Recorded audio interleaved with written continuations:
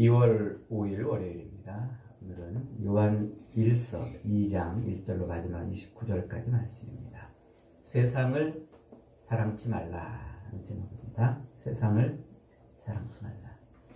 요한 1서는 교회 공동체를 깨뜨리고 성도들을 미혹하는 영지주의자들, 초기 영지주의자들에 대해서 성도들을 바르게 세우려고 하는 목적으로 쓰여진 편지라고 그랬죠. 이 영지주의자들이 주장하는 이 주장의 가장 큰 핵심은 세상을 이원론으로 봐요. 두 개로 이렇게 이제 나눠 본다는 거예요. 그래서 하나는 영의 세계가 있고 하나는 육의 세계가 있다 그래요. 그래서 이 영의 세계는 거룩하고 이 영적인 것은 거룩하고 육적인 세계는 더럽다 이렇게 보는 거예요. 그래서 그들에게 있어서 구원은 이 영의 세계 안에 머무르는 것, 우리의 눈에 보이는 그 육신의 세상을 벗어나는 것, 그게 이제 구원이라 이렇게 말하는데, 그 구원을 어떻게 이룰 수 있느냐? 이 영적인 지식을 깨달음으로써 이 육신에 있는 것들, 이거 아무것도 아니구나. 그리고 그 육의 삶을 벗어나는 것, 그걸 이제 구원을 얻는 방법이라 그렇게 이제 해요. 이게 이제 뭐하고 좀 비슷하냐면은 이제 그 불가에서 참선하잖아요. 참선. 그래서 참선을 해가지고 무슨 깨달음을 이제 얻는 거예요. 그러면 이 육신의 삶은 이거 아무것도 아니네 하고 이제 이렇게 뭔가를 깨달아서 육신의 삶을 이제 내버리고 살 수 있는 그런 경지, 그걸 이제 말하는 거예요. 이해가 되십니까? 이게 지식을 터득한다는 거, 그런 거예요. 그래서 물론 이제 이 영지주의자들은 요 불가에서 하는 것처럼 참선을 하거나 그 도를 터득하려고 뭔가를 막 이렇게 하는 건 아니에요. 이제 그리스도께서 우리에게 이 땅에 있는 동안에 남겨놓으신 말씀이 있잖아요. 그 말씀을 이렇게 묵상하다가 이게 그렇구나 하고 이제 깨달아가지고 육의 세계를 이제 무시한다는 거예요. 영의 세계에 들어갔으니까 육의 세계는 이제 더러운 세상은 이제 관계없는 삶을 살아요. 그러다 보니까 육신으로는 실제로 죄를 짓고 있으면서도 이제 육의 세계는 자기가 이제 떠났다는 거예요. 영적으로 벗어났다는 거죠. 그러니까 육체의 그 삶을 이미 영적으로 벗어났기 때문에 육체의 삶은 아무렇게나 살아도 괜찮은 거예요. 이해가 되시죠? 이게 이제 영지주의자들이 주장하는 거예요. 이거 얼마나 황당합니까? 그러니까 당연히 영은 거룩한 것이고 육체는 더럽고 악한 것이기 때문에 거룩하신 하나님이 어떻게 육체를 입고 이 땅에 오실 수 있냐는 거예요. 그러니까 거룩하신 영이신 예수님께서 육신을 입고 온 것을 부인하는 거예요. 그러니까 육신을 입고 이 땅에 예수님이 오셨다는 것을 부인하니까 이 땅에 육신을 입고 실제로 오신 그 예수님을 하나님의 아들로 인정하지 않게 되는 거죠. 이런 문제가 이제 영지주의자들은 있어요. 그래서 그들이 교회 안에 들어와 가지고 이제 교회 성도들을 흔들어 놓는 거예요. 이 거룩한 영이 어떻게 더러운 이 육신의 안에 들어오실 수 있냐? 그거는 말도 안 된다. 그러면서 예수 그리스도를 이제 부정하고 그렇게 되는 거죠. 그래서 이제 그들은 구원에 필요한 그 영의 지식, 영적인 세계에 오를 수 있는 그런 지식, 그런 통찰력과 지식을 갖고 있기 때문에 육체의 죄에서는 자유로운 거예요. 자기들은. 왜냐하면 육체의 삶을 이제 벗어난 거예요. 요거를 제가 요 말을 어떻게 이해시킬까 가만히 생각해 보다가 그런 거 있어요. 이제 우리가 예를 들어 육체적으로 무슨 아주 엄청나게 힘든 그런 뭔가 고통을 당해야 되는 상황에 이제 처했을 때, 그때 우리가 마음으로 이건 아무것도 아니야, 이건 아무것도 아니야 막 그러면서 이제 막 그 고통의 상황을 스스로 막 이렇게 벗어나면은, 그러면 어떻게 돼요? 실제로 육체적인 그 고통, 견딜 수 없는 고통도 견뎌지잖아요. 그죠? 그런 거 있죠? 이제 그런 거예요, 그런 거. 그러니까, 자기는 이제 그 육체적인 그런 한계를 정신으로 이제 뛰어넘었으니까. 그러니까 육체의 삶을 사는 게 아닌 거예요. 실제로는 육체의 삶을 사는데, 영적인 그거는 이제 육체의 삶을 벗어났기 때문에, 육체에 무슨 고통이 와도 그냥 견딜 수 있는 거고, 그렇게 되는 거예요. 그러니까 더럽고 악한 행동을 하면서도, 그러면서도 나는 이미 이제 벗어났기 때문에 이런 육체의 더러운 죄들을 나는 상관하지 않는다. 이런 쪽으로 흘러가는 거죠. 그러니까 이제 인간의 그 보편적인 도덕법을 폐기하게 되는 거예요. 사람 간의 그런 기본적으로 지켜야 될 윤리와 도덕이 있잖아요. 악한 일을 하고도 인면수신 그런 게 되는 거예요. 양심의 꺼리낌이 없이 되는 그런 삶을 살게 되는 거죠. 그리고 이제 그런 죄의식을 느끼지 못하니까 내가 죄인이라는 사실을 인식해요? 인식하지 못해요? 인식하지 못하는 거예요. 죄인, 난 이미 이 육의 세계를 떠났기 때문에 이걸 젊은이들 하는 말로 뭐라고 그래요? 정신승리라 이제 그런 말로 요즘에 표현하더라고요. 그 육체적인 행동은 엉망으로 하면서 정신적으로는 뭔가 이렇게 견뎌내는 것을 정신승리라 이렇게 이제 표현하는 것 같아요. 요즘 젊은 세대들이. 그런 상태가 되는 거예요. 그게 초기 영지주의자들이 교회 안에 들어와서 행한 일이죠. 그러니까 그런 주장이 교회 안에서 먹혀들 수 있었던 것은 우리가 이제 예수 그리스도의 말씀을 묵상하고 그 말씀의 의미가 이런 거구나. 그러면서 그 말씀대로 사는 삶을 이제 살잖아요. 그러니까 그게 패턴이 어느 정도 비스무리하니까 이들의 주장이 교회 안에 먹혀 들어간 거예요. 그래서 교인들 가운데서도 그리스도의 복음을 듣고도 예수 그리스도의 그 육신으로 오신 그리고 하나님의 아들 되신 그리스도의 인성과 신성을 부정하는 이런 일들이 이제 벌어지는 거죠. 자기가 실제로는 육신적으로는 죄를 막 짓고 있는데도 불구하고 자기는 이제 죄 용서 받았다. 이런 엉터리 같은 황당무계한 이야기를 하니까 이제 사도 요한이 거기에 대해서 집요하게 말하고 있는 거야. 아니다. 우리의 죄사함은 오직 무엇을 통해서만? 이 땅에 육신으로 오신 예수 그리스도. 그래서 십자가에 피 흘려 죽으신 그 예수 그리스도를 믿음으로만 죄 용서함을 받는다.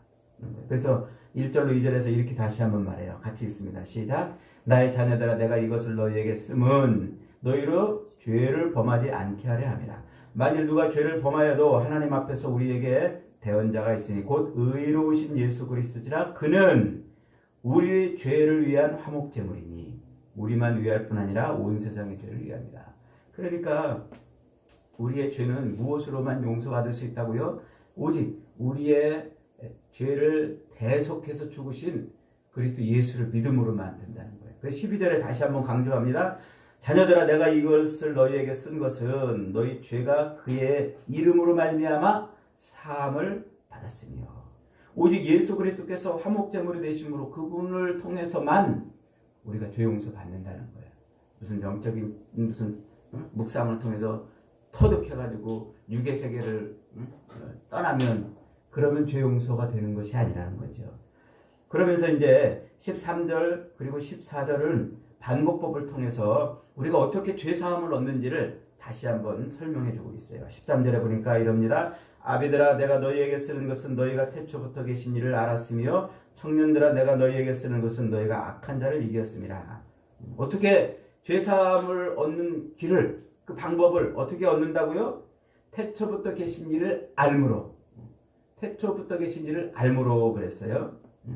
그것 태초부터 계신 일을 아는 것을 통해서 우리가 죄사함의 지식을 얻는 거예요. 그리고 그 지식으로 악한 자를 이겼다 그렇게 말합니다. 그 악한 자를 이겼다는 말은 우리를 막 발목 잡고 죄짓게 하는 그런 것들을 이겼다 이제 그런 말이에요. 이 태초부터 계신 이가 누굽니까? 이미 요한복음 1장 저 앞에 요한복음 1장 1절에 가면은 태초에 말씀이 계시니라. 이 말씀이 하나님과 함께 계셨으니 이 말씀이 곧 하나님이시라 그랬잖아. 그리고 엊그저께 읽었던 요한일서 1장에도 보면은 태초부터 있는 생명의 말씀에 관하여는 이렇게 시작한다고 그랬죠. 그러니까 육신으로 오기 전에 예수님, 육신을 입고 이 땅에 오기 전에 예수님이 태초부터 계신, 예수님은 태초부터 계신 분이라는 거죠. 그분이 육신을 입고 이 땅에 와가지고 예수가 된 게 아니고 예수님이 육신을 입고 왔다는 거예요. 그러면서 14절에서 다시 반복합니다. 아이들아 내가 너희에게 쓴 것은 너희가 아버지를 알았으며 아비들아 내가 너희에게 쓴 것은 너희가 태초부터 계신 이를 알았으며 청년들아 내가 너희에게 쓴 것은 너희가 강하고 하나님의 말씀이 너희 안에 거하시며 너희가 흉악한 자를 이겼습니다. 요 아기들아, 이 아이들아, 이 아비들아, 청년들아 이렇게 이 말하는 것은 그 교회 공동체 안에 아기도 있고 청년도 있고 또 아비들도 있고 그런 의미가 아니에요. 물론 그런 의미로도 뭐 이해해 볼 수 있겠습니다만 지금 여기서 사도 요한이 이런 말을 쓰는 것은 이제 그들에 대한 친숙한 표현이에요. 친숙한 표현으로 이 아이들아, 아비들아, 청년들아 이렇게 지금 말하고 있습니다. 그러니까 지금 이렇게 반복적으로 이 말씀을 하고 있는 이유는 뭐냐면 이 영지주의자들의 그 주장에 대해서 지금 강하게 반론을 제기하는 거죠. 그들이 하나님을 알고, 이 안다라는 말은 이제 경험해 본다 이런 말이에요. 하나님을 경험한 거예요.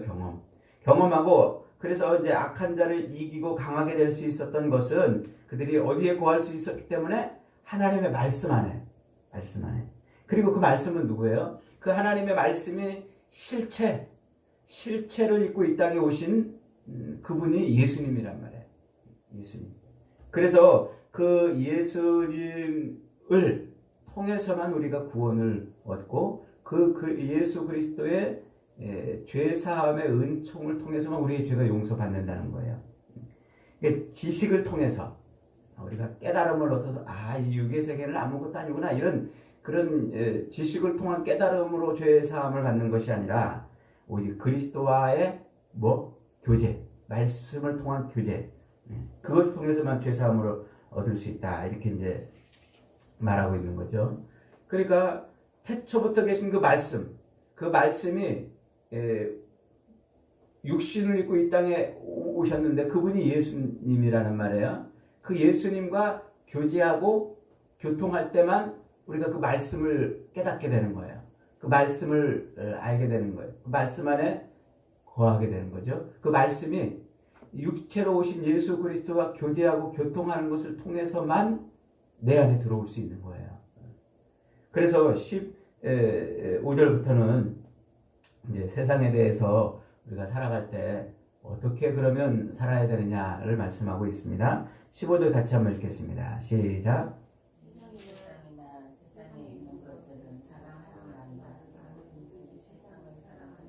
아버지의 사랑이 그 안에 있지 아니한다 그랬어요. 세상이나 세상에 있는 것들을 뭐하지 말아라? 사랑하지 말아라 그래요. 왜냐하면 세상이나 이 세상에 있는 것들은 하나님에게로부터 온 것이 아니라 세상으로부터 왔다 그랬습니다. 이 사랑한다 이 말은 우리가 흔히 이제 말하는 아가페라는 단어를 쓰고 있어요. 아가페는 이제 뭐 신적인 사랑이다. 우리가 이제 뭐 헌신적인 사랑이고 초월적인 사랑이고 뭐 모든 것을 내어주는 사랑이다. 이제 이렇게 표현을 하잖아요. 근데 그 아가페라는 말에는 또 다른 의미가 있어요. 그게 뭐냐면 가슴에 담는다 이 말이 있어요. 그러니까 사랑한다 이 말이 또 다른 표현으로 뭐라고요? 가슴에 담는다. 그러니까 세상이나 세상에 있는 것들을 뭐하지 마라? 가슴에 담지 마라. 이 가슴에 담는다라는 이 말은 또 되새김질한다 이 말도 있어요. 되새김질한다. 그러니까 세상에 있는 것들을 내 가슴에 담아놓고 그걸 뭐예요? 자꾸 되새김질하지 말아라. 명확하죠? 세상을 사랑하지 말라. 이 추상적인 말보다 저 세상 것을 내 가슴에 담고 자꾸 그걸 되새김질하지 말라는 것이죠. 세상에 있는 것들이 뭘까요? 16절 봅니다. 이는 세상에 있는 모든 것이 육신의 정욕과 안목의 정욕과 이생의 자랑이니 다 아버지께로부터 온 것이 아니요 세상으로부터 왔다 그래요. 여기서 말하는 요 세상으로부터 왔다 말할 때 그 세상은 악한 영을 의미해요. 악한 영. 그러니까 지금 우리말 번역으로 그냥 다 세상으로만 이렇게 번역해놨는데 그 원어로 그런 의미들이 다르게 있어요. 그러니까 이 육신의 정욕이나 안목의 자랑이나 안목의 정욕이나 이생의 자랑 이게 다 어디로부터 온 거예요? 그 악한 영으로부터. 그리고 우리가 이 세상을 살아가는 때 그 육신의 정욕, 세상 것들을 막 채우려고 하는 우리 육체의 그 삶을 위해서 세상 것들을 채우려고 하는 그 욕망이 어디로부터 왔단 말이에요? 악한 영으로부터 왔단 말이에요. 그러니까 악한 영은 그것을 우리에게 막 불어넣어주는 거예요. 그 다음에 안목의 정욕은 눈에 보이는 거 갖고 싶어 하는 거예요. 눈에 보이는 저거 갖고 싶어, 저거 갖고 싶어. 그러잖아요. 요즘에 젊은이들은 자동차를 타는데 승차감이 좋은 차를 타는 게 아니라 옛날에는 승차감 좋은 차가 좋은 차라고 그랬잖아요.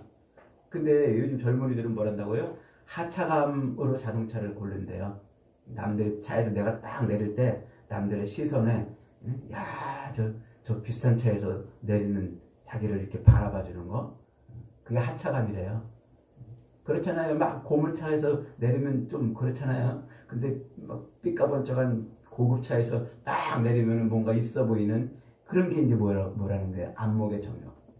눈으로 보이는 것을 추구하고 눈으로 보이는 것을 갈망하는, 그게 안목의 정욕이에요.